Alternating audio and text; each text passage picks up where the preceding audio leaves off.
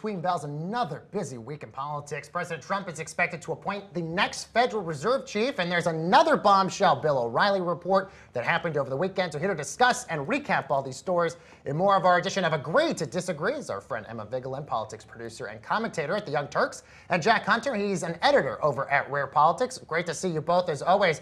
Let's kick things off. Bill O'Reilly is trying to fight back after the New York Times reported a $32 million settlement made to a woman who accused the former Fox host of sexual harassment. So Emma, we'll start with you. Do you agree or disagree that Bill O'Reilly can actually rehab his image and actually stage a comeback like nothing had ever happened? I disagree. I really do think that, especially in the age of Harvey Weinstein and all of these women standing up and saying me too and saying that it'll never happen again, I just think the culture is shifting for the better, and Bill O'Reilly is a part of a bygone era of predatory men that he's just not going to have a platform anymore. But I am surprised by the media reaction. I mean, the New York Times is doing wonderful journalism by uncovering these settlements, but of course Fox News knew. Of course they covered it up. He was their most highly rated host, and they wanted to keep the gravy train going, and it seems obvious to me. Right. Jack, the New York Times in the report said in January they came to the $32 million settlement. O'Reilly's contract was renewed in February. This also was around the time that Megyn Kelly was leaving for NBC. But there's a lot of particular platforms out there for Bill O'Reilly, and a lot of his audience may not care about the sexual harassment allegations. Well, they should care. To the degree that he can rehabilitate his image, I have no doubt that some outlet somewhere he could land there and be a part of that. The question is, will he have the same sort of relevance he had before? It was one of the most popular television shows in all of cable news, and I like to say I hope he does not.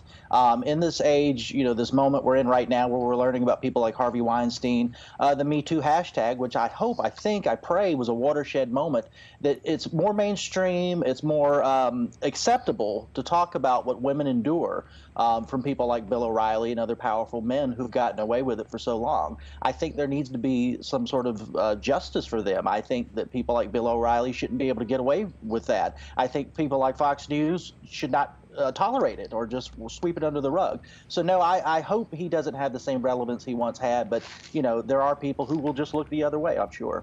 All right, let's move on back to politics. President Trump, of course, is conducting a lot of interviews, 5 of which he's considering to be candidates for the next Federal Reserve Chief. A lot of people expecting a decision might be this week. It's President Trump. It might be coming in a primetime announcement like a lot of things. So, Jack, let's stick with you. Do you agree or disagree to keep the economy stable? We're over 23,000 on the Dow.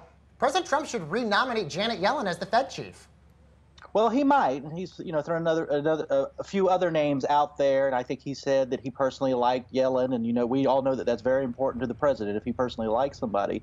So yeah, I agree. If I had to guess, that maybe that's what he might do. Once again, this is Donald Trump, so it's who knows what he's going to do. It's completely unpredictable. But I will add in this Federal Reserve discussion, during the campaign, a lot of conservatives and libertarians like myself liked that he would talk about auditing the Fed, which was the legislation of Ron Paul and now his son Rand Paul, and of course the House Freedom Caucus. Nobody at the Fed wants this to happen. It's controversial, but bipartisan majorities in both the House and Senate have passed to audit the Fed legislation.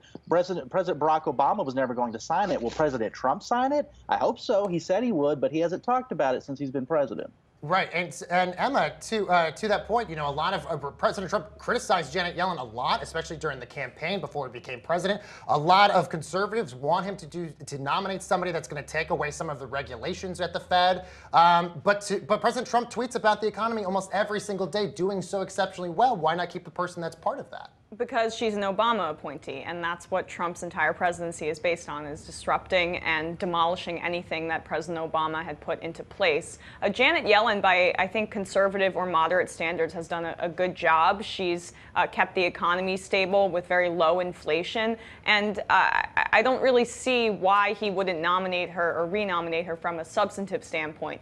But this is not a substantive president. This is someone who wants to have a knee-jerk reaction and fight back against President Obama, who he has this grudge against that we all know since the White House Correspondents' Dinner. All right, well, speaking of fighting back, let's talk about someone else in the administration likes to fight back. Press Secretary Sarah Sanders said this week it is, quote, highly inappropriate that anyone in the media would dare attack Chief of Staff General John Kelly, given his status as a general. Emma Vigeland, I want to begin with you. Do you agree or disagree that this White House is hiding behind John Kelly's military service to shield him from criticism? I do agree. I actually found it to be one of the most outrageous statements made by Sarah Sanders. We are, in America, no one is supposed to be above reproach or above criticism based on their uniform or the office that they hold. This entire country was based on criticizing the government. It is the most American thing that you can do, to criticize the government and to criticize those in power. And this administration has consistently shown that they don't want you to criticize them in power. They want to shut down the press, and it's a scary time. I found it to be a very inappropriate and un-American statement. Jack, what say you about this? Is this exactly what the White House is doing? Yeah, I agree. Like, you're not above reproach because you're a military general or anything else. And and David Petraeus has came out and said the same thing, that like, no, part of what they fight for when they go to war, the reason they wear the uniform is our First Amendment and freedom of speech and freedom of expression and all the rest. What's hypocritical to me about this? I mean, we have the President of the United States who's attacked John McCain personally, attacked his service, as he likes people who don't get captured. And John McCain's, whatever you think of his politics or anything else, is an American war hero. So, like, there's no consistency here with any of this. All right, let's switch gears to a story I'm, like, grossly obsessed with right now. President Trump tweeted he's actually going to allow the release of previously classified files regarding the assassination of President John F. Kennedy. Now, Jack, do you agree or disagree? Releasing the JFK files actually means more historically top secret materials, like, I don't know, Area 51, are now going to start being released with great fanfare from the White House. Well, I hope so. Overclassification in general has been a problem, especially since 9/11 and the war on terror. Part of the reasons things like WikiLeaks and other things, Glenn Greenwald reports on this a lot, exist is because we classify so many things in ways that hasn't happened in the past. A half century after the JFK assassination, why is that still classified? What can we not know 50 years later? And if it's that bad that they want to hide something, maybe they'll hide something that would get them in trouble. I'm talking about the intelligence community. So yes, please release it, and please release more. We have to have intelligence, have to have secrets, but yeah, JFK 50 years later, let's see what they've got. And I think this has, Emma, a potential to be an Al Capone situation. I don't know why Geraldo Rivera is not hosting this particular unveiling of all this information. But, I mean, listen, to Jack's point, I mean, this happened so long ago. Why keep this information classified? And you got to think a lot of people out there like Alex Jones will be loving a lot of this information. I agree with Jack that we have an overclassification problem in this country. I'm a huge Glenn Greenwald fan, and I'm glad you name-dropped him, and why WikiLeaks has been an important part of our American discourse, making sure that these intelligence communities can't just get away with everything. I mean, I read that they're saying that there's information that they need to classify about the JFK thing. Like, why would you need to? It was decades previously. Right. So I'm glad that they're releasing it. I'm curious to see any information on Lee Harvey Oswald, but I will say it's a little concerning that apparently the urging to release this information comes from Roger Stone, who is a nut job, and it's frustrating that he has the president's ear. Yeah, that's fair. I do like Glenn Greenwald, though. That's a good Oh, point. not a nut job. Get me Roger Stone. Yeah, get me Roger Stone. All right, let's talk about Jimmy Carter. Former Democratic President Carter himself said over the weekend, quote, I think the media has been harder on President Trump than any other president. Emma, to you here, agree or disagree? Is Jimmy Carter right that the media has been harder on President Trump than any other president?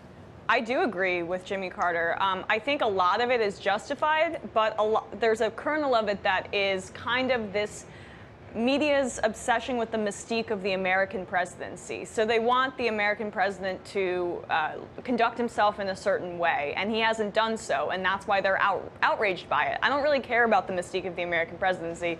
George W. Bush did worse things than President Trump ever did, and they are now holding him up to this high esteem because he gave a nice speech. I think that they should be more substantive in their criticism of Trump, and that's why there's been some sort of backlash in terms of people saying that there's a media hysteria surrounding President Trump.